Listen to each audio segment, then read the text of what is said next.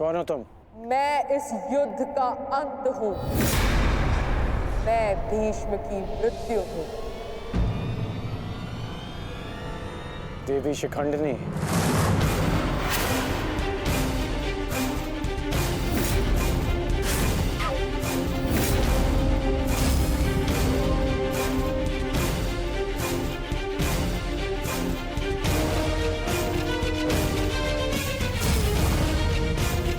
देवी नहीं देव, स्त्री नहीं पुरुष, शिखंडिनी नहीं।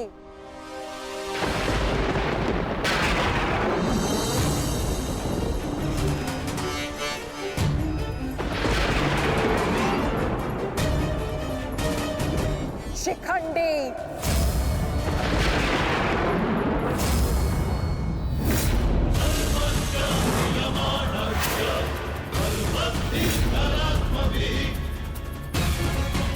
ये मैं हूं और कल मेरे उस वचन की पूर्ति होगी जो मैंने पांचाल युद्ध में तुम्हें दिया था अंगराज।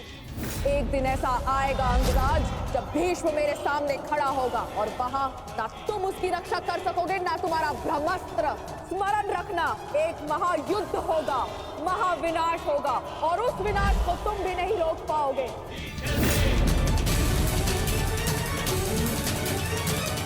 बधाई हो, कल से तुम इस युद्ध में प्रवेश करोगे। कल कुरुक्षेत्र एक योद्धा को विदा करेगा और दूसरे योद्धा का स्वागत।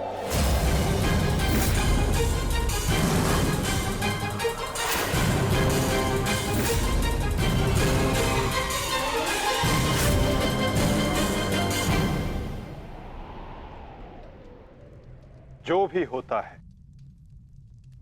केवल समय के अनुसार होता है और उचित समय आने को है। हमें केवल धैर्य रखना है जब तक उचित समय नहीं आ जाता। शिखंडिनी कुरुक्षेत्र पहुंच चुकी है।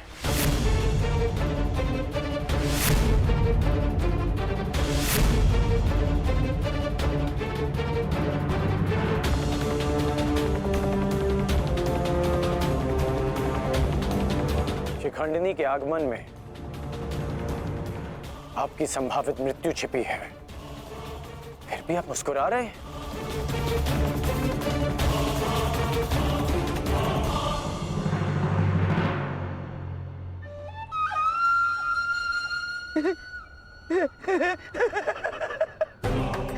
अब समझ आया महामहिम कि आप मुस्कुरा क्यों रहे हैं।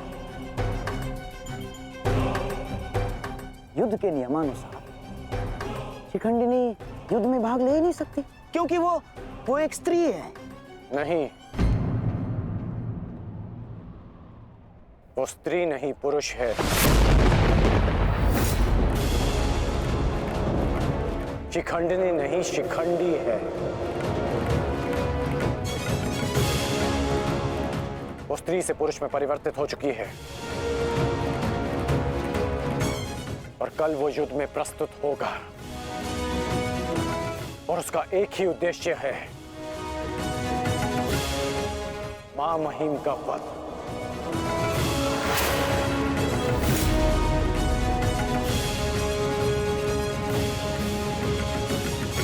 हाँ, एक स्त्री अपने प्रतिशोध की आग के चलते पुरुष बन गई। अद्भुत। भला यह कैसे संभव हुआ? कैसे हुआ वो छोड़िए मामाश्री, अब ये बताइए कि करना क्या है।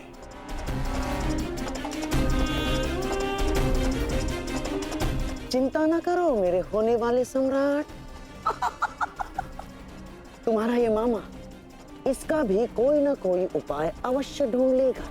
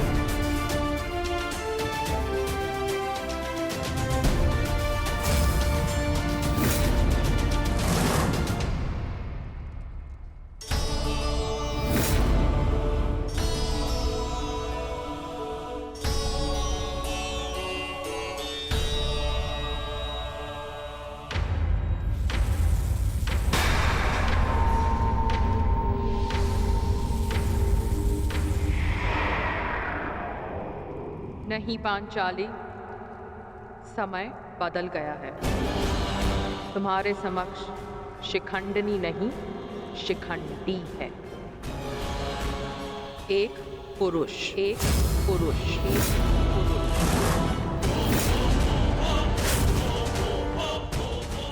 और तुम्हें पर पुरुष का स्पर्श करने की अनुमति नहीं है।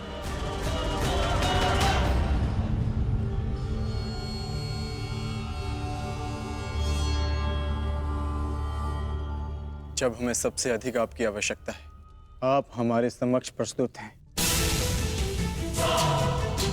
इसके लिए आपका धन्यवाद। मैं यहाँ अपने आवश्यकता और अपने उद्देश्य के लिए आया हूँ। आवश्यकता मुझे आप सबकी पड़ेगी,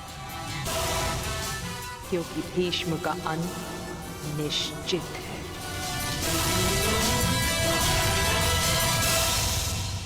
ये मेरा वचन है, हम आपका पूर्ण रूप से समर्थन करेंगे, फिर चाहे कुछ भी हो जाए। युद्ध भूमि में हम आपके साथ खड़े रहेंगे और अंत तक युद्ध करेंगे। हमें यह कार्य कल ही संपन्न करना होगा, क्योंकि मेरे पास मेरे जीवन का लक्ष्य पूर्ण करने के लिए केवल एक ही दिन है।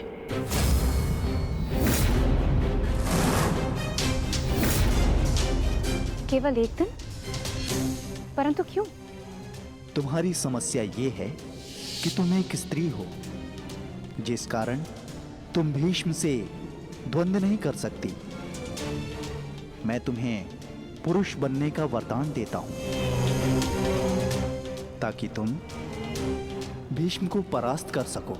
किंतु स्मरण रहे कि ये वरदान केवल 8 प्रहर अर्थात एक दिन के लिए रहेगा।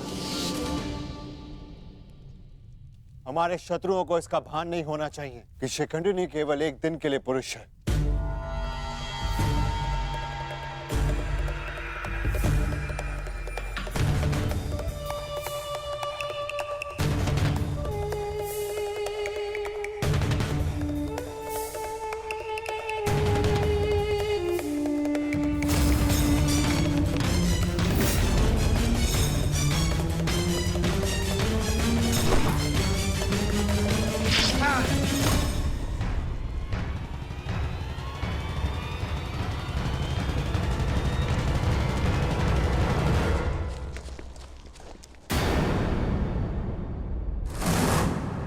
अपने वेश से ये गंधा का निवासी प्रतीत होता है।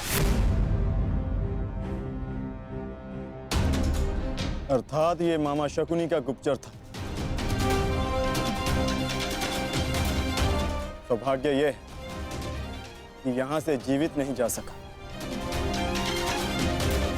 किंतु इस गुप्तचर का संदेश शत्रु तक पहुंच चुका है पार्थ।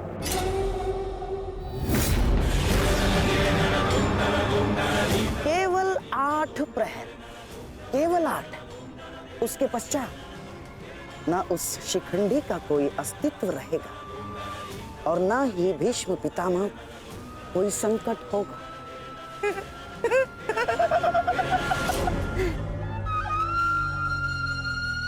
क्या होगा यदि तुम्हारे पितामह कल युद्ध भूमि में प्रस्तुत ही ना हो तो? उत्तम विचार मामाश्री। मैं एक योद्धा हूं और मृत्यु के भय से छुपूंगा नहीं। या तो वीर गति को प्राप्त हो जाऊंगा या फिर विजय प्राप्त करूंगा। 8 प्रहर तो क्या, 8 क्षण के लिए भी मैं युद्ध से विमुख नहीं रहूंगा। क्षमा कीजिएगा मामही, परंतु वीर होने में और मूर्ख होने में अंतर होता है। जानबूझकर मृत्यु के मुख में जाना क्या उचित है? एक महान योद्धा की भांति आप गौरव और सम्मान की मृत्यु चाहते हैं, परंतु अपनी सेना के प्रति आपके उत्तरदायित्व का क्या? आप भली भांति जानते हैं कि सेना आप पर पूरी तरह निर्भर है। फिर भी मामाही,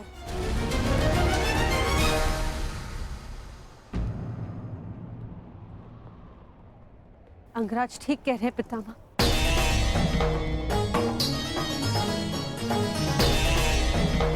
आपके और हस्तिनापुर के हित में यही श्रेष्ठ होगा। कल आप युद्ध में सम्मिलित ना हो।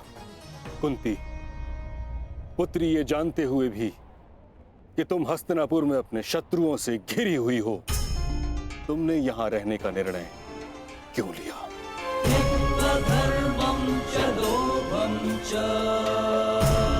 क्योंकि हम सब कर्तव्यबद्ध हैं। मैं भी अपने कर्तव्य का पालन कर रहा हूं। यह मेरा अंतिम निर्णय है और मुझे ऐसा करने से कोई नहीं रोक सकता।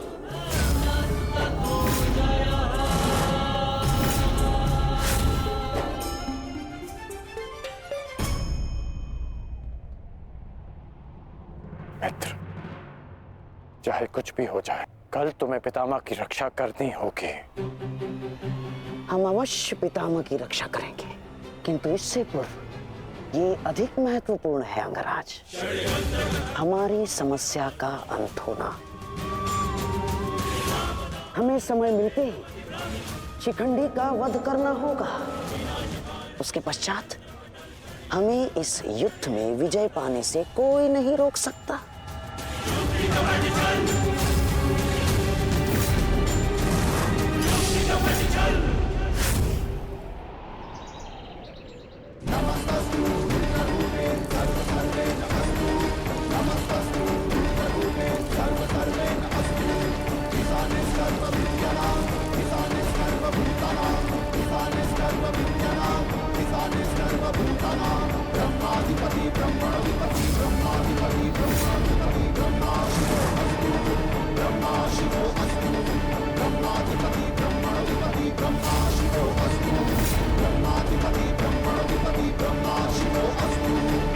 मामहीम, गंगापुत्र, आप ऐसा क्यों कर रहे हैं? मैं केवल अपने धर्म का पालन कर रहा हूं। मैंने सदैव यही किया है। युद्ध भूमि में पूर्ण सहयोग दूंगा और यदि इस युद्ध भूमि में मेरा अंत हो गया तो मुझे इस बात का गर्व होगा कि एक योद्धा का अंत रणभूमि में होगा। मैं आपसे विनती करता हूं, रुक जाइए। ऐसा मत कीजिए मामहीम। आप इसका परिणाम जानते हैं। रुक जाइए मामहीम। आपको वचन देने के कारण मैं 9 दिनों तक रणभूमि से दूर रहा, क्योंकि मुझे लगता था कि आप जो भी निर्णय लेंगे वो हस्तिनापुर और हमारी सेना के हित में होगा। विश्वास था कि आपके होते हुए हम ये युद्ध नहीं हार सकते। फिर क्यों आप ऐसा कर रहे हैं? एक कौरव भरे अंत के लिए आप पूरी कौरव सेना का संहार नहीं कर सकते। क्या इसलिए आपने सूत पुत्र को युद्ध भूमि से दूर रखा? यदि तुम्हें ऐसा लगता है तो ठीक है। सूत पुत्र कर्ण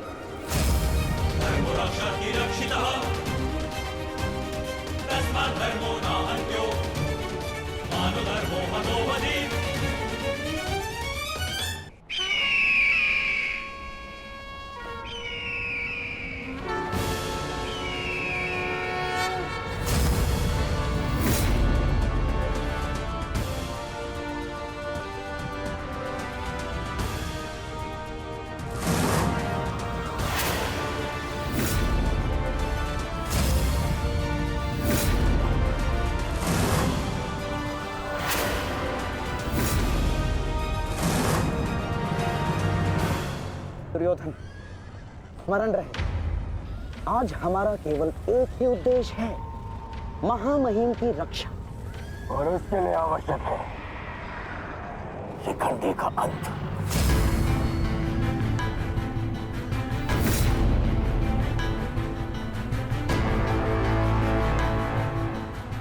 आज मैं शिखंडिनी का कवच बनकर उनकी रक्षा करूंगा। चाहे कुछ भी हो जाए, हमें शिखंडिनी को पितामह तक पहुंचाना ही होगा। स्मरण रखना पार्थ किसी के जीवन का उद्देश्य पूर्ण करने में उसकी सहायता करने से अधिक पुण्य और आनंद किसी और कार्य में नहीं आता। और मुझे पूर्ण विश्वास है कि तुम पूर्ण रूप से अपना कार्य पूरा करोगे पार्थ। आक्रमण! आक्रमण!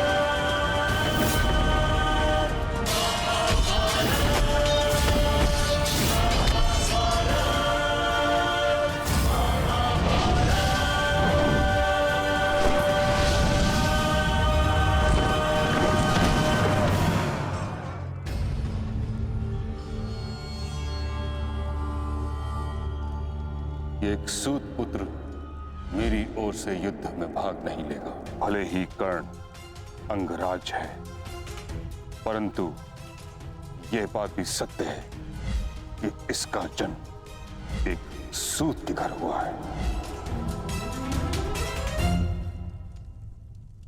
पुत्र,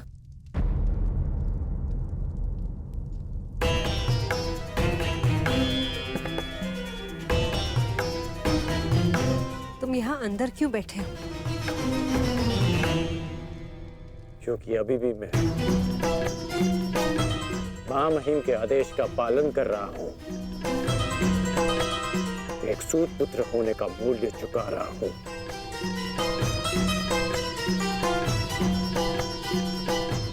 अर्थात तुम पितामह को अभी भी नहीं समझ पाए कर्ण पुत्र। उन्होंने तुम्हें युद्ध में भाग लेने से इसलिए नहीं रोका क्योंकि तुम एक सूत पुत्र हो, इसलिए रोका क्योंकि वो जानते हैं कि तुम मेरे पुत्र हो।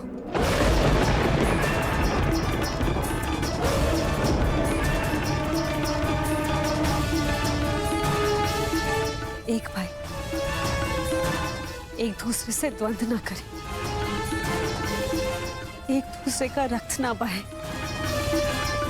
इसलिए उन्होंने तुम्हें यही रहने का आदेश दिया।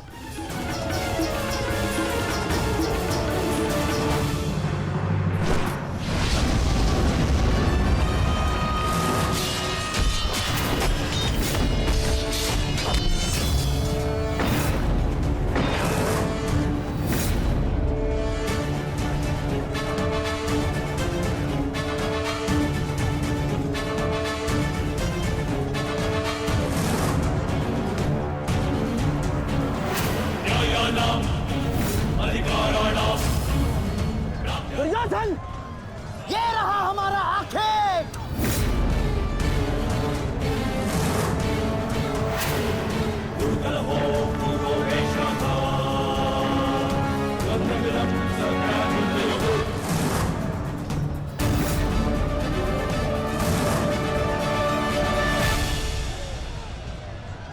भीष्म